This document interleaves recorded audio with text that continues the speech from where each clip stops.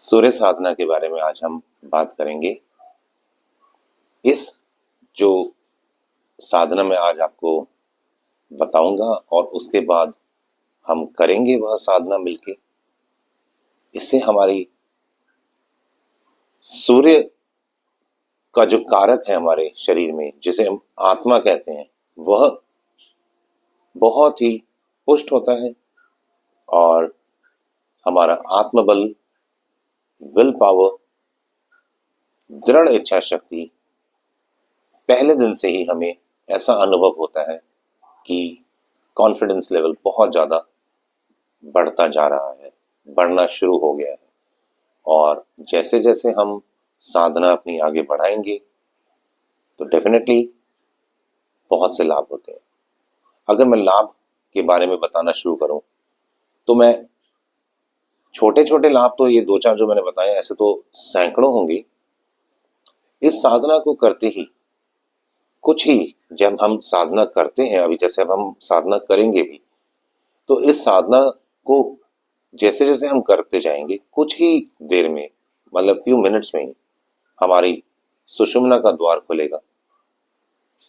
हमारे जो सातों चक्र हैं वह रूपांतरित होते हैं। हमारा जो ऑरा है वह शुद्ध होगा।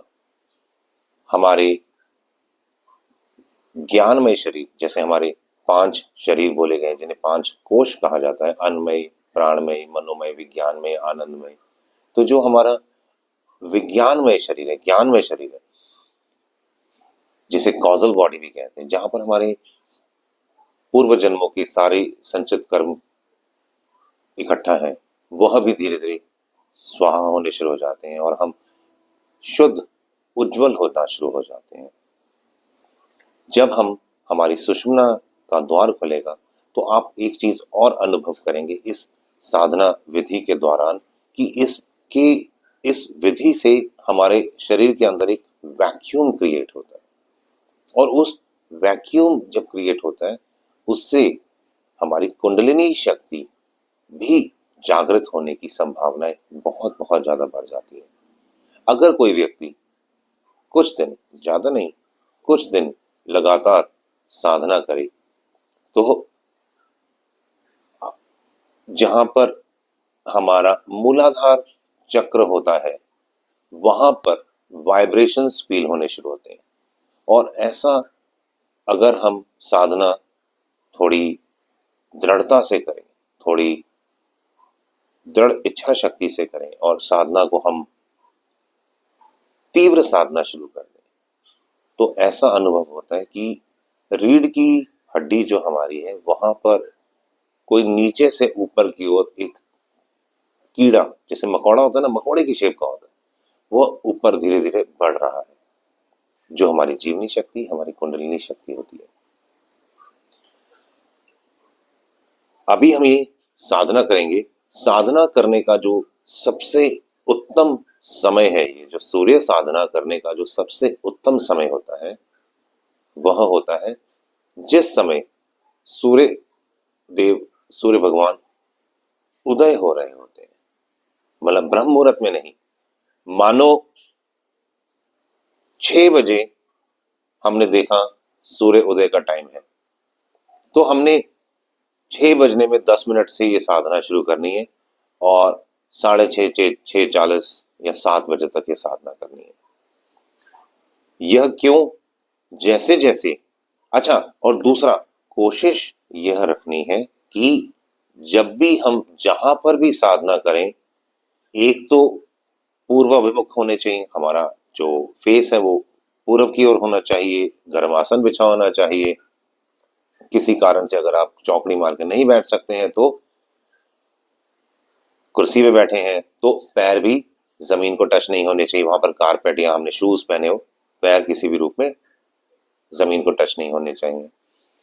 सबसे अच्छा तरीका तो यह है कि हम छत पे बैठ के या बालकनी में बैठ के साधना करें, जहां से हमारे को सूर्यदेव गोचर हो, मतलब हमें सूर्यदेव नजर आ रहे हो। कहीं अगर नदी किनारा मिल जाए या किसी समुन्द्र के किनारे मिल जाए, और क्योंकि वहां पर स्पष्ट होता है। सूर्य ऐसे ऊपर उठ रहा है, वो स्पष्ट होता है। जिस तरह से सूर्य, वो होराइजन होता है ना, जो होराइजन से जैसे सूर्य ऊपर उठता हुआ धीरे धीरे धीरे धीरे ऊपर उठ रहा है जब सनराइज के टाइम पे, उसी प्रकार हमारे को अपनी जीवनी शक्ति को अंदर से ऊपर उठाना है। ये जो साधना है, हमारे जो 7 चक्र होते हैं, उनमें जो तीसरा चक्र है मणिपुर चक्र, हमने इस मणिपुर चक्र से इस साधना को आरंभ करना है।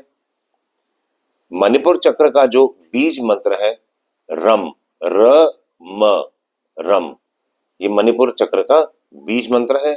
इससे हमारे शरीर का जो अंदर का जो अग्नि तत्व है वह बढ़ता है, पहले से ही है, वह बढ़ता है। और उसको हमने प्रॉपर बढ़ाना तो है।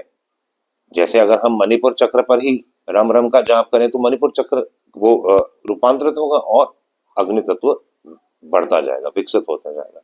पर हमारे को साथ ही साथ इस एनर्जी को चैनलाइज भी करना है। हमारे को इसको अपने योग साधना में, हमारे जीवन के हर क्षेत्र में जो हम अपने कार्य कर रहे हैं वहां पर भी इस एनर्जी का लाभ लेना है।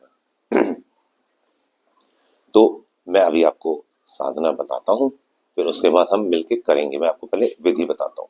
जैसे मैंने आपको बताया कि मणिपुर चक्र का बीज मंत्र रम है, तो रम को हमने, रम के र का उच्चारण मणिपुर चक्र पे करते हुए धीरे धीरे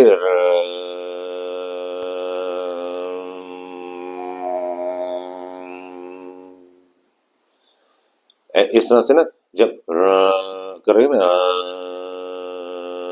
तो हमने अपने अंदर मनी मन हमने ऐसा महसूस करना, अनुभव करना है कि वो रम के र को ऊपर उठा रहे हैं। और म जब आएगा तो म के गुंजन को हमने अपने आज्ञा चक्र और पीछे जो सहस्त्रसार है वहां पर उसका गुंजन को फील करेंगे।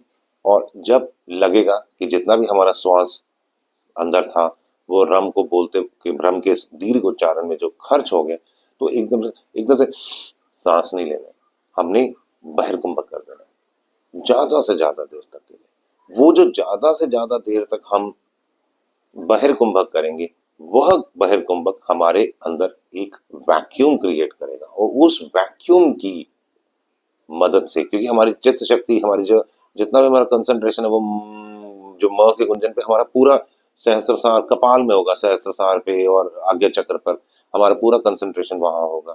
जिससे क्या होगा, हमारा ध्यान सारा वहां होगा ना, तो नीचे जो वैक्यूम बनेगा तो कुंडलिनी शक्ति, जीवनी शक्ति अपने आप ऊपर उठेगी।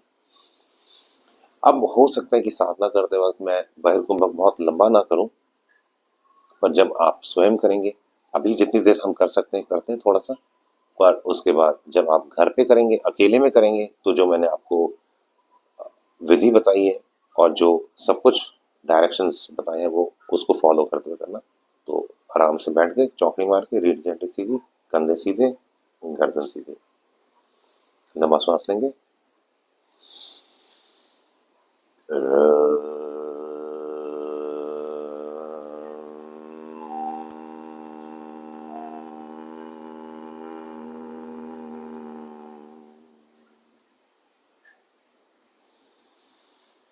शुरुआत में 15 मिनट से ज्यादा नहीं करना, कम से कम 15-20 दिन, महीना 15-20 मिनट ही करना। धीरे धीरे समय बढ़ाना, 5-5 मिनट करके। मतलब 6 बजे जैसे सूर्योदय होता है, तो हमने 5:50 से साधना को स्टार्ट किया और 6:10, 6:15 पे खत्म कर दिया। 15-20 मिनट, बहुत ज्यादा 25 मिनट, इससे ऊपर नहीं करना। धीरे धीरे समय बढ़ाएंगे। लंबा सांस लेंगे।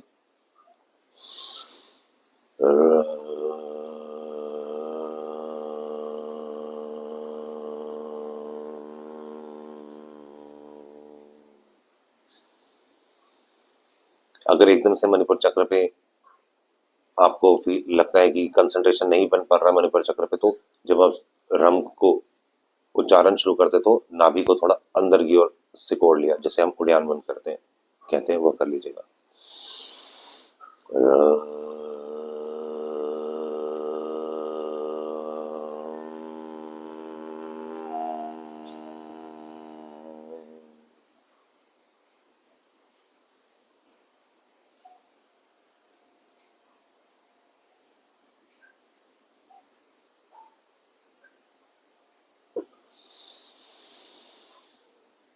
र